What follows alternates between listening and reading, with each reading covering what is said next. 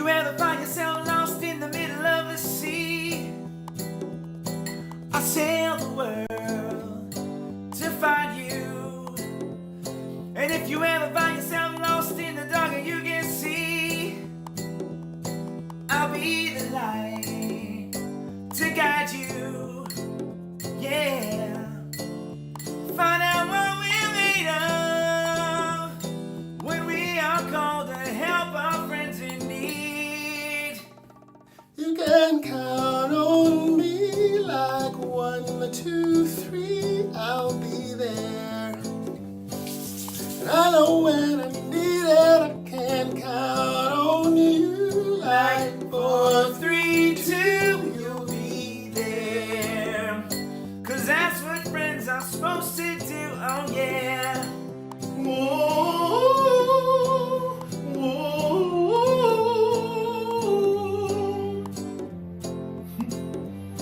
And if you're tossing and you're turning and you just can't fall asleep, I'll sing a song beside you.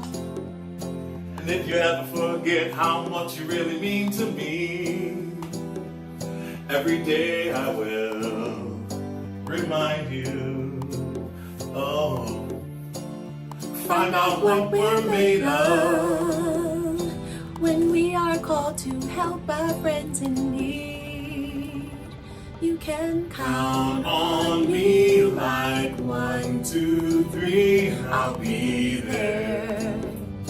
And I know when I need it, I can Count on you like 4, 3, 2, you'll be there.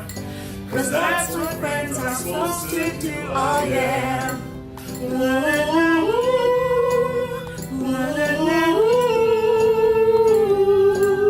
Yeah, yeah. You'll always have my shoulder when you cry.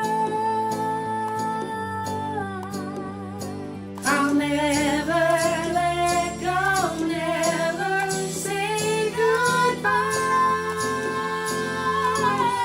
No, you can Count on me like 1, 2, 3, I'll be there. And I know when I need it, I can count on you like 4, 3, 2, and you'll be there. 'Cause that's what friends are supposed to do, oh yeah.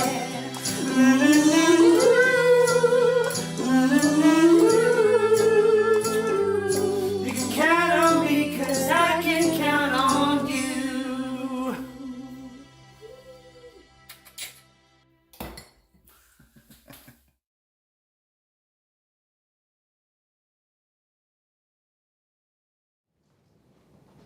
Wow, what about that? I bet you never saw Broadway in the bathroom. That's unique, I believe. Special, oh, by the way, you know, the part of the shaving the heads and everything like that? God, nature, and old age shaved my head even before this program. But we want to give special thanks to Miguel Cervantes. He's a friend of CURE, and he's the star of Broadway's Hamilton, along with his friends, for putting together Broadway in the bathroom. Working from home, it seems, has taken on a whole new meaning for all of us. Good evening, and welcome to the first Unite to Cure Epilepsy virtual event. I'm Mike Barnicle. We hope you've gotten all straightened up and settled in front of your screens for what we promise will be a great night. Together, we're going to make the best out of our virtual circumstances to unite and raise money for a cure for epilepsy.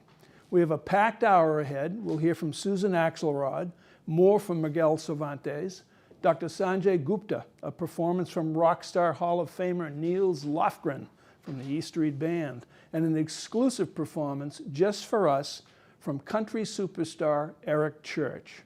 We're also going to be sharing some incredible personal stories from our CURE community. So if you could, please have a candle at the ready for something special we're going to try a bit later in the show. And please share your photos at #UniteForCure. This evening is called Unite to Cure Epilepsy: Tenacity, Discovery, and Hope. All three words play a big role if you have a child and discover a child has epilepsy. You hope that someone will discover something that will help that child. And you have to have the tenacity as parents, as a family, and for your child or anyone afflicted with epilepsy to keep on going. Don't quit, just keep on going. The fact is, 1 in 26 Americans will develop epilepsy in their lifetime. And for the last 2 decades, CURE has been leading the charge to develop treatments, interventions, and cures for this complicated and devastating disease. And that means we are virtually together tonight to celebrate and, of course, raise money. Our goal this evening is to raise $1.7 million. We want to give a special thanks to our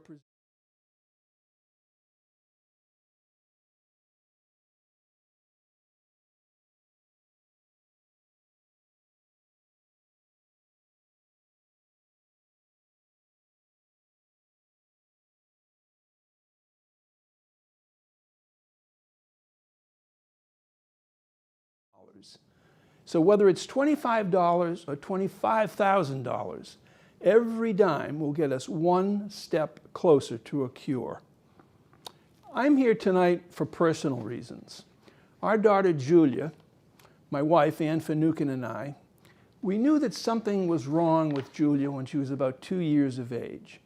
And at 3, she was diagnosed with epilepsy. And the seizures began.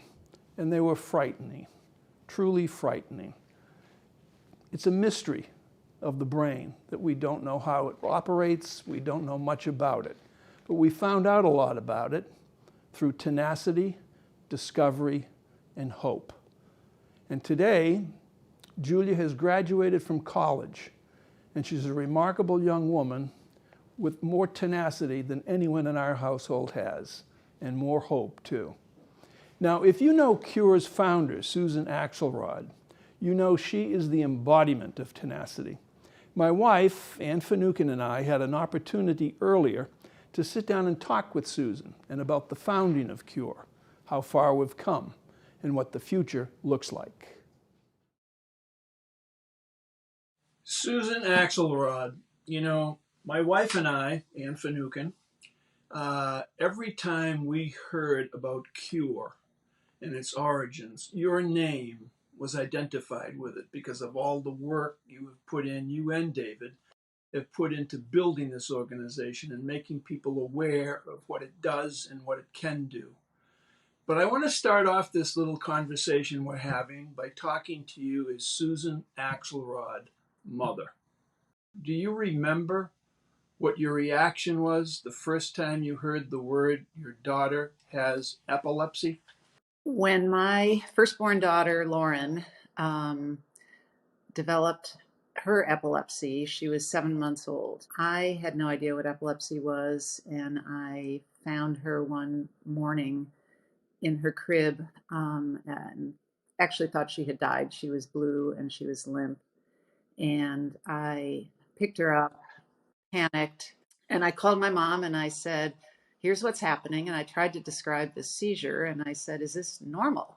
I mean, I do remember saying that, which is sort of insane, but I think I was in shock. And I said, is this normal? Do babies do this? And she said, no. At that time, they were not using the word epilepsy very freely. They called what she was having as, they called it a idiopathic seizure disorder. Hi, Susan. The epileptic form, idiopathic, like you, they didn't use the word epilepsy with us. A non-specific seizure disorder, sort of all the words that surround it, and because they're not saying it, you're thinking, oh, good, they're not saying it. Right. Until the day you look at a report and there you see it. So we had many of the same kinds of experiences. But of course, because of the nature of epilepsy and seizure disorders and the very essence of what CURE is about, these things are quite uncertain. What is the cause versus the effect is a mystery. And even all these years later, Lauren is almost 40, Julie is just past 30, and, nothing is all that certain. We know what they have, we know the damage it's done. We were maybe a decade later, so some of the advances really made a difference for us and our own daughter, in so much as I think they were able to make some earlier interventions. 150,000 Americans are diagnosed with epilepsy every year. During this hour that you're watching, 17 families, 17 individuals, 17 people will find out that someone close to them in their family will be diagnosed with epilepsy. All of this is occurring as our culture and our country confronts COVID-19. There is no doubt that the need to address COVID is monumental and paramount at this time. But epilepsy doesn't stop because of COVID, and that's what's super hard for us. The work can't be done at the pace that it was always being done at. And so at CURE, we've recognized that and addressed it through putting out some special grants to support researchers in areas that they didn't anticipate, nobody anticipated them needing. I always say we're our epilepsy researchers' greatest cheerleaders because we believe in what you're doing, we believe in the promise of what you're doing, and we want to be there to support you. And these times are challenging, and we don't want you to give up. We are not giving up on you. So tonight is about the long-term quest, the continual quest for the next magic bullet. And Susan Axelrod, you have been in the forefront of this quest for many, many years. From 1998, when CURE was organized, when you started it, for people watching, there is hope, especially given how far we've all come, and just in terms of acknowledging the effects, the impacts of epilepsy and brain damage. What do you tell people watching this tonight about the progress that's been made and the progress that you hope to continue to be made? Just 20 some years ago, we actually changed the conversation in the epilepsy research community from treating seizures with drugs at whatever cost to actually trying to develop both treatments, interventions, and ultimately cures by understanding what's going on in the brains of these kids or adults, but in any brain that becomes epileptic. This tenacity that you have to apply, you just cannot blink on it because otherwise the progress just isn't going to get made. I want this to be a world where this doesn't happen anymore. I want epilepsy to end. I want it not to be destroying and costing lives. That's the goal. That's the importance of coming together tonight.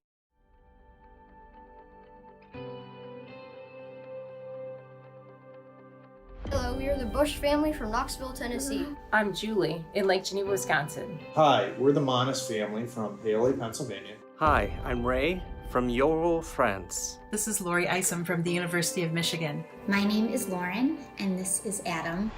My name is Kristen Godale. My name is Dr. Jack Perrin. My name is Nolan, and I went to CURE Epilepsy for my baby sister Alice. We unite to cure epilepsy for Cam. For my son Rowan. For my cousin Hannah.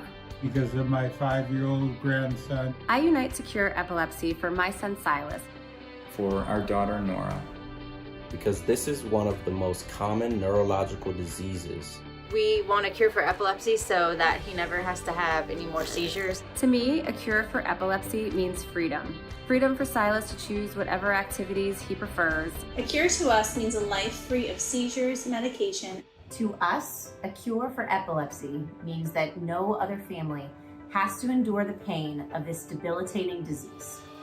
CURE represents financial support for basic scientists and clinicians that study and research epilepsy. CURE gives me hope because it has given my daughter a voice. CURE has provided a laser focus and urgency for epilepsy researchers. A community of brave and brilliant people tackling epilepsy head on so that maybe our daughter's future will be brighter. I want people to know that epilepsy does not define me. That research for epilepsy is severely underfunded. That epilepsy is curable. That epilepsy can and will be conquered. We unite to cure epilepsy. We unite to cure epilepsy. Tenacity, discovery, hope.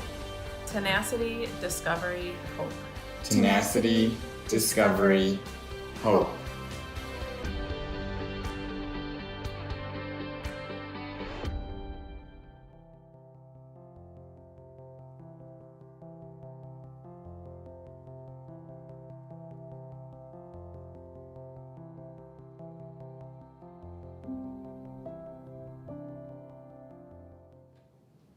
That was great, seeing all those faces of some of the people in the audience tonight.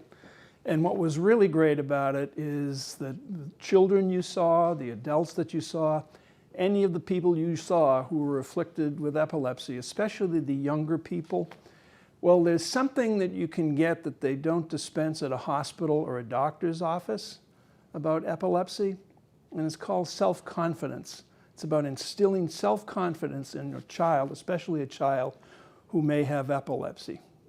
It doesn't make them different, it just makes them even more special.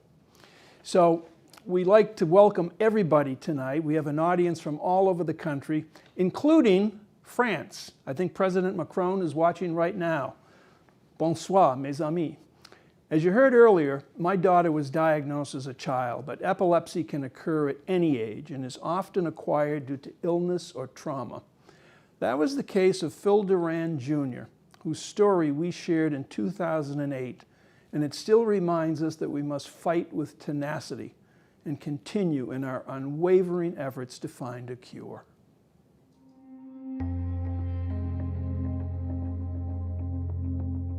Philip was a normal young teenager in high school in town here at Ignatius when he was struck with encephalitis one weekend, and he was a junior, and that pretty much began the course and the journey which he's embarked upon here the last 20 years. I was down at North Avenue Beach with my friends, and my friends told me that that's where I had my first seizure. I wanted to be a lawyer, but that's just hasn't, well, because of all the seizures and different things that have happened to me, I haven't been able to do that. He was normal, you know, and all of a sudden one day everything turned upside down. Somebody put him in a only food mill or a processor or something and changed his life. I take Dilan, Keppra, Risperdal, and phenobarbital. He's had lots of episodes under lots of precarious circumstances. Most recently, he lost half of his spleen a couple months ago because he had a seizure, must have fallen on his arm. I can take a deep breath, and all of a sudden, Philip will rush into my mind with some recent calamity or tragedy or trauma or something like that, and I'm immediately reminded about the kind of courage and commitment he has to leading a normal life, and it always helps me keep my life in focus. He's made me a better person and hopefully a better father. A long time ago, I told one of my friends at work that my dad was going to rent the United Center out for our party when they find the cure. And maybe we'll invite you.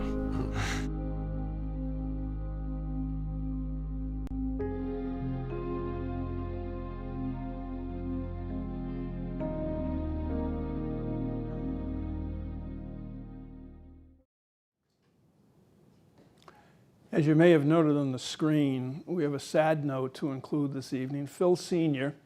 and his family were planning on watching with us this evening, but sadly, he passed away just a few days ago after a long, brave struggle against cancer.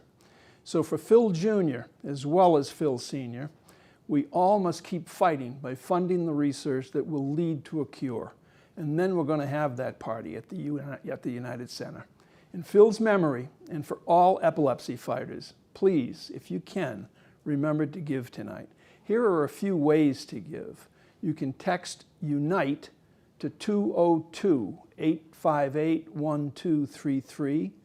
You can do it by phone at 312-255-1801 or online at cureepilepsy.org/Unite 2020.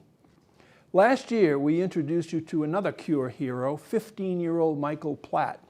Michael had dreams of becoming an Olympic gymnast, but an epilepsy diagnosis turned his life upside down.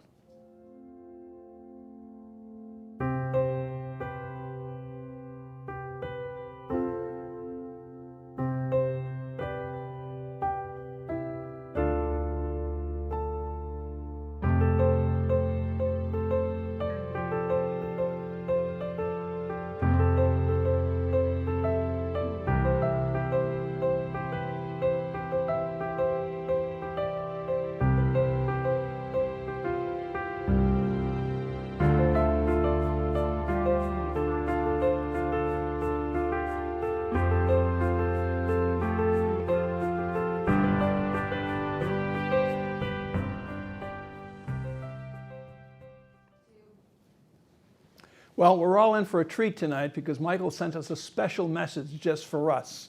Take a look. Hello, for those of you who were able to join us for last year's CURE Chicago benefit, welcome back. It's great to see you again. And for those of you guys who are joining for the first time, welcome and thank you for supporting CURE. As you saw in the video, my challenges with epilepsy forced me to change my life. I might not be an Olympic gymnast, but I am doing something that I love to do and helping others at the same time. So I know how important a cure for epilepsy is. So if you donate $25 or more tonight, you will be entered into a raffle where I will ship a dozen of my cupcakes right to your door.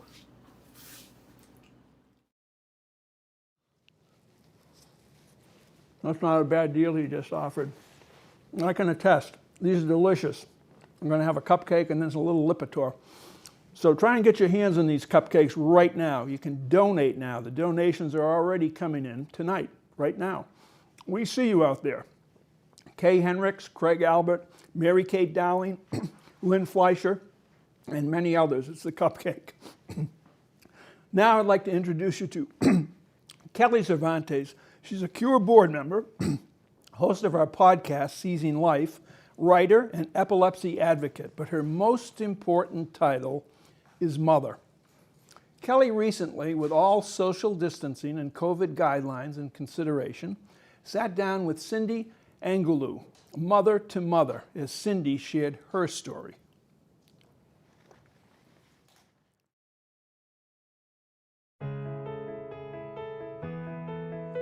Today, I'm sitting with Cindy Angelou, a fellow epilepsy warrior who, like me, understands the everyday struggles of caring for a young child with epilepsy.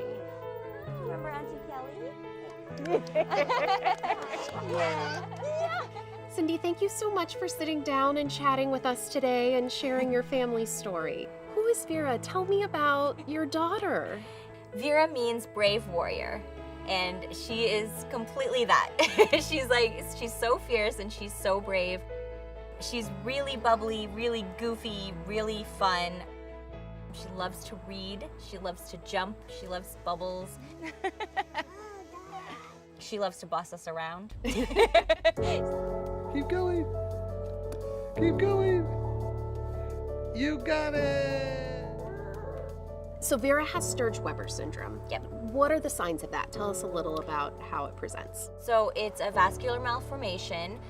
There's 3 components to it: your brain, your eye, and your face. So in Vera's case, she has an overabundance of blood vessels across the right side of her face, in her right eye, and then on the right side of her brain. She has a port wine stain, so we sort of get that removed with laser treatments. She's had glaucoma surgery, and she has the glaucoma tested pretty much every 3 months. Girl, that was such a long time, baby. What a long... But for the brain, damaged cells are blocking the blood flow. And so that's what's causing the seizures.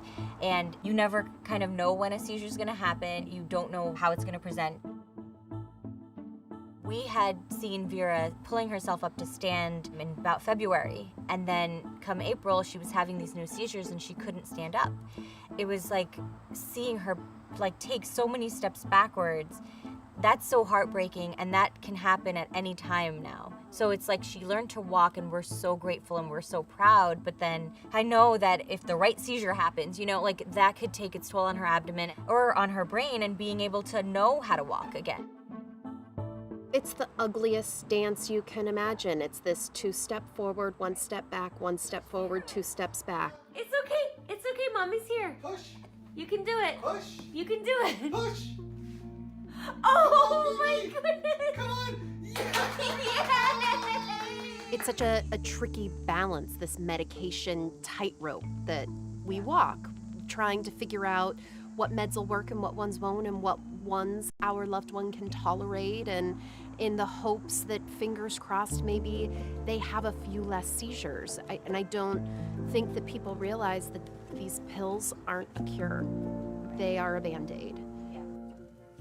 And you're just hoping that that Band-Aid sticks. It's strong medicine, and it's something that coupled with all of that's going on in her brain, it's a lot for a little body to handle. Yeah.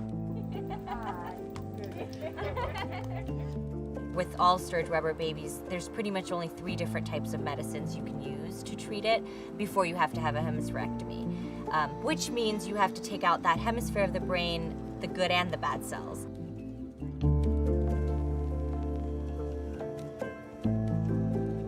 These kiddos are just sort of losing time right now in the pandemic, and we're all flying blind here, and that's the scariest part.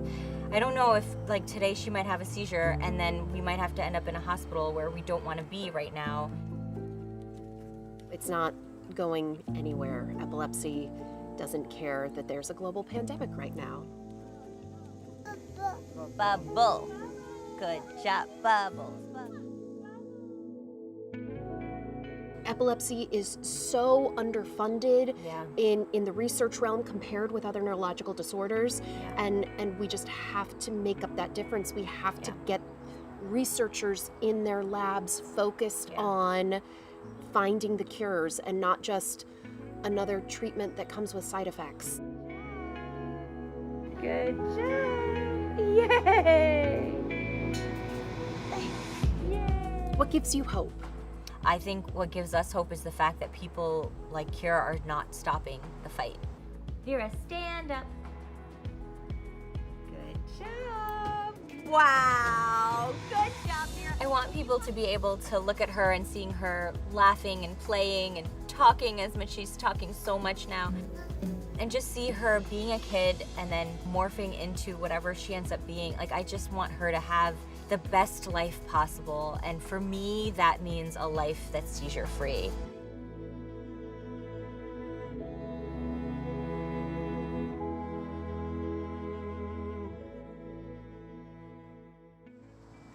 Hello again. As you just saw, Vera is an amazing little girl living with epilepsy.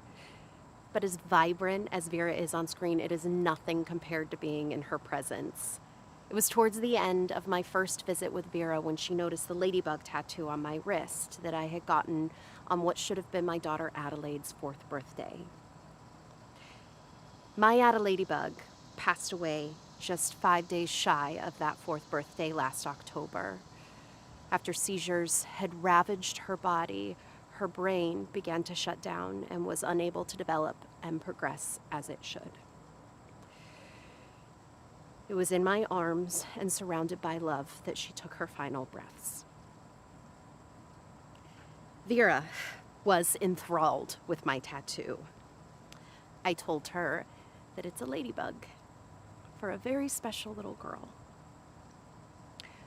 Buh, she repeated. That's right, bug. Cindy told me that later that night when she was giving Vera a bath, that she kept pointing to her wrists, saying, "Bah, bah." That's right, sweet girl. You too are a beautiful warrior just like my fierce Adelaide. You have to keep fighting the seizures, symptoms, and side effects, but know that it is the responsibility of your family, friends, and loved ones to fight right alongside with you. That we have to do this together. Epilepsy monitoring units are great. New treatments even better, but what we desperately need are true answers. True cures. Because no parent should have to hold their child while they seize. No individual should have to live with the anxiety and fear of wondering when and where they will be when the next seizure hits. No one should have to wake in the morning realizing that their loved one never will because SUDEP has taken them in the night. And no one should have to hold their daughter while she takes her final breaths because epilepsy has ravaged her brain beyond repair. No. I promised my bug, my Adelaide bug, that I would not stop fighting. That I would not let her struggles and her life to have been in vain. So tonight, I ask you to stand with me in support of epilepsy research. Because we cannot will or wish epilepsy away. Believe me, I tried. No. Only research can do that. And there is no organization in the world more dedicated to patient-focused research than CURE. I may have lost my daughter, but I have not lost hope that there are cures out there waiting to be discovered. Science didn't catch up to my Adelaide. But with your support, CURE can fund the researchers anxiously awaiting the opportunity to find those cures. To help us push science forward, for Vera, and for all of the others impacted by epilepsy all over the world. So please, donate in memory of your Adelaide, in honor of your Vera, and for all of the beautiful bugs yet to come.